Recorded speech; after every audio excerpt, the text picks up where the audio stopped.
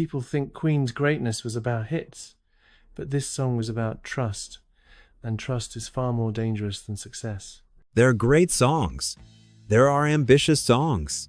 And then there are songs that feel dangerous. Songs that don't ask for permission. Songs that don't explain themselves. Songs that sound like they're about to collapse at any second and somehow never do. The March of the Black Queen is one of those songs. Now to the March of the Black Queen. It doesn't follow verse and chorus. It doesn't build toward a safe payoff. It doesn't care if you're comfortable. Instead, it pulls you forward, section by section, mood by mood, like a mind-changing direction in real time. Sweet becomes violent. Elegant becomes sarcastic. Control turns into chaos and then back again. And that's the strange part. This song isn't messy. It's precise. Built so carefully, so intentionally, that no band after Queen ever managed to copy it, not because they didn't try, but because they couldn't.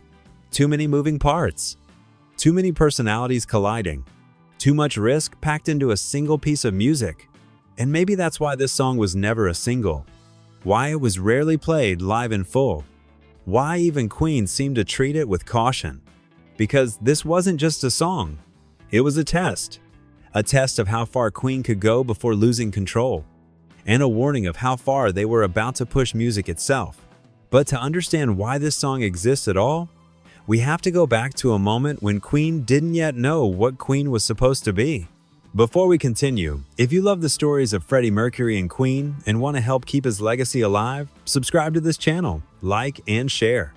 In the early 1970s, Queen weren't legends. They weren't even a clear idea. They were a band in motion, talented, ambitious, and deeply uncertain about where they fit. The industry wanted categories. Queen refused to choose one. Freddie Mercury wasn't writing radio songs. Brian May wasn't thinking in riffs alone.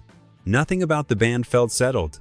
That uncertainty terrified record labels, but creatively, it was fuel. At this stage, Queen hadn't learned how to edit themselves yet. They hadn't learned which ideas were too much, and that made the studio a dangerous place in the best possible way. The March of the Black Queen was born in that space. Not as a commercial strategy, not as a single, but as an experiment pushed too far to be safe. This was Queen before compromise, before restraint, before success taught them which risks were acceptable.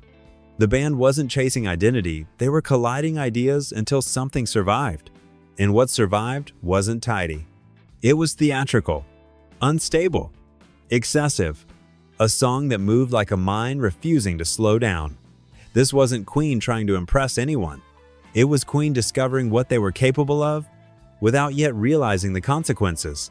And at the center of that storm was Freddie Mercury, already thinking several steps ahead of everyone else. Freddie Mercury didn't think in songs. He thought in contrasts. Light against dark, beauty against threat, control against collapse. When Freddie worked on the March of the Black Queen, he wasn't asking how it would sound on the radio. He was asking how it would move emotionally, psychologically. That's why the song feels like multiple personalities sharing the same body. One moment, Freddie sounds playful. The next, he sounds cruel. Then theatrical. Then almost mocking. These weren't separate ideas stitched together later. They were all happening at once inside his head. Freddie treated the studio like a stage, not a place to capture performances, but to construct characters. Each vocal shift was intentional, each tonal change was a mask being put on or torn away. And that's what made the song impossible to simplify. You can't hum it easily. You can't reduce it to one emotion. You can't pin it down. Because Freddie wasn't offering you a feeling, he was forcing you to follow him through a mental landscape that refused to stay still. Most artists spend their careers learning how to sound consistent. Freddie was doing the opposite. He was proving that inconsistency, when controlled, could be power. But none of this would have worked without someone willing to build a structure strong enough to survive Freddie's chaos. And that someone was Brian May. If Freddie Mercury supplied the chaos, Brian May supplied the architecture. The March of the Black Queen doesn't fall apart because Brian refused to let it.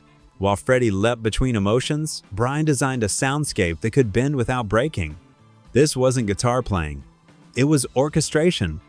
Layer upon layer of harmonized guitars, not for volume, but for density. Guitars behaving like choirs, like arguments, like echoes of thoughts colliding. Brian used the Red Special to create textures most bands wouldn't even attempt live. Every harmony was planned, every counter melody had a purpose. Nothing was accidental, even when it sounded unhinged. That's the paradox of this song. It feels reckless, but it's engineered. Without Brian's discipline, the song would have collapsed under its own ambition. With it, the chaos became controlled and therefore dangerous. This is where most bands would have stopped, pulled back, simplified. Queen didn't. They trusted that the tension itself was the point, and that decision changed everything. Because once a band proves it can survive something this complex, it stops being afraid of breaking rules. And that realization would echo through everything Queen created next. But first, the band had to face the reality no one warned them about. This song had no center, no safety net, and no clear way back. When the March of the Black Queen was finally assembled, something strange happened in the studio. People stopped talking. Not because the song was beautiful, but because it was uncomfortable. Producers didn't know where to place it. Engineers couldn't predict where it was going next. Even seasoned musicians struggled to describe what they were hearing without sounding unsure of themselves. That's never a good sign for a record label. This song didn't offer reassurance. It didn't signal hits. It didn't promise return on investment. It sounded like a band ignoring the invisible rules everyone else obeyed. There was no obvious single buried inside it, no clear moment designed to grab radio programmers. Instead, the song kept mutating as if it refused to settle long enough to be packaged. And that scared people. Because music executives don't fear failure as much as they fear confusion. Confusion can't be marketed. Confusion can't be predicted. And the March of the Black Queen was confusing in the most intelligent way possible.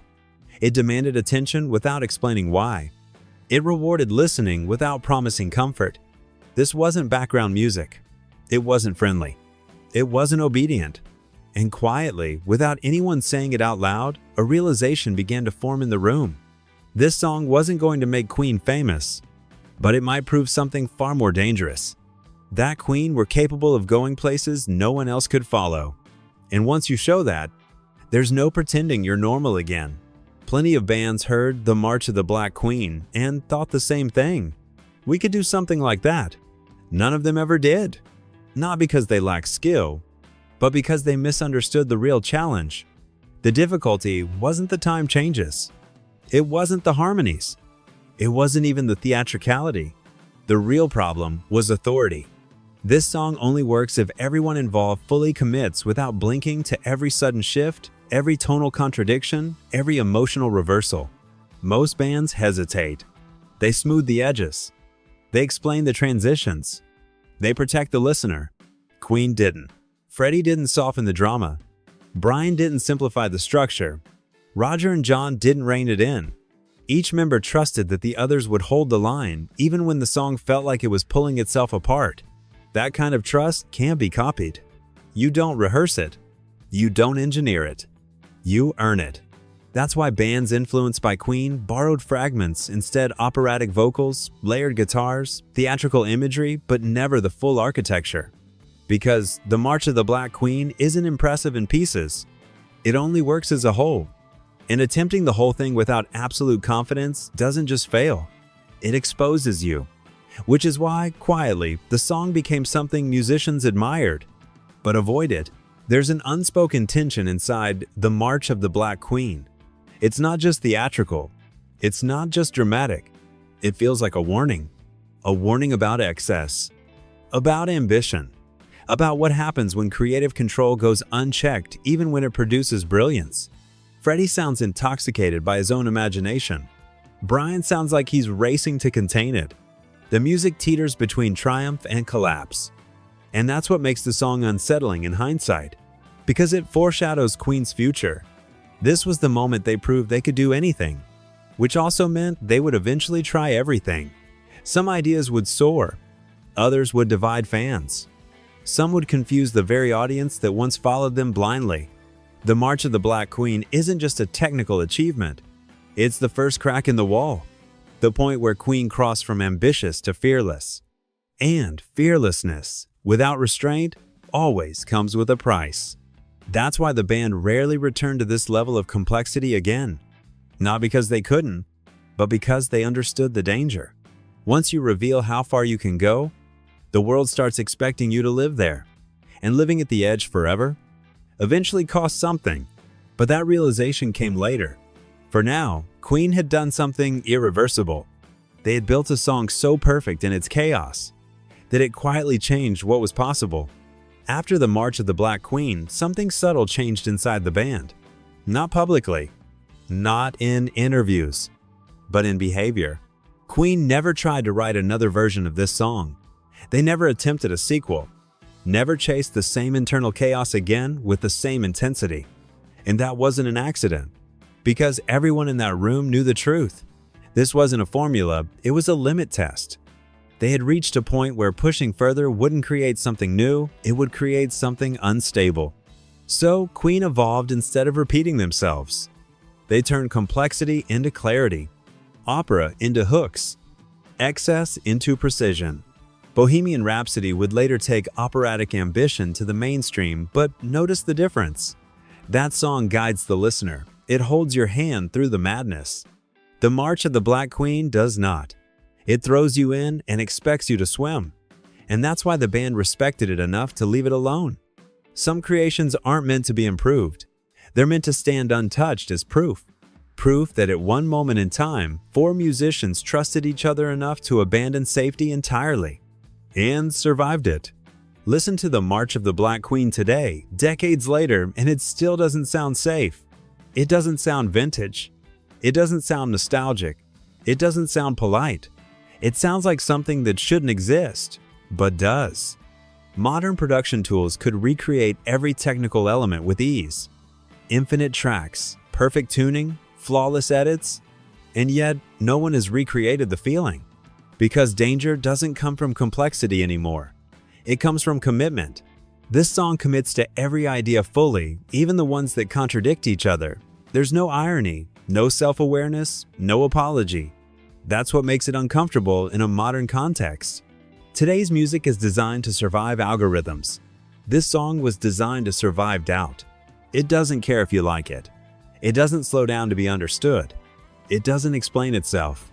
And that's why musicians still whisper about it instead of celebrating it loudly. Because deep down, they know. Writing something like this today would be career suicide. Queen could only do it because they hadn't learned fear yet. Once fear arrives, perfection becomes impossible. If you remove every hit, every anthem, every stadium chorus, the March of the Black Queen still stands as the quiet evidence. This wasn't a band chasing trends. This wasn't a band reacting to the market. This was a band defining its own internal logic. Rock bands don't write songs like this. Bands with ambition do. Bands with ego try. Bands with discipline survive. But bands with absolute trust are rare. And Queen had that trust briefly, dangerously, beautifully. This song didn't need validation. It didn't need charts. It didn't need approval. It already accomplished its real purpose. It proved that Queen could build something no one else could replicate, not because of talent alone, but because of belief. Belief in each other. Belief in risk. Belief that art didn't have to ask permission. That's why this song still matters. Not because it's famous, but because it's fearless. And once fearlessness exists, the world has to adjust around it. There are songs that succeed. There are songs that define careers. And then there are songs that quietly expose how far a band was willing to go. The March of the Black Queen belongs to the last category. It didn't conquer radio. It didn't dominate charts. It didn't ask for attention. Instead, it left a fingerprint that says, this band was never trapped inside one genre, never limited by one identity, never interested in playing the same game as everyone else. This song is proof that Queen didn't stumble into greatness. They designed it patiently, fearlessly, without compromise. And maybe that's why no one ever tried to copy it properly. Because copying notes is easy. Copying courage is not.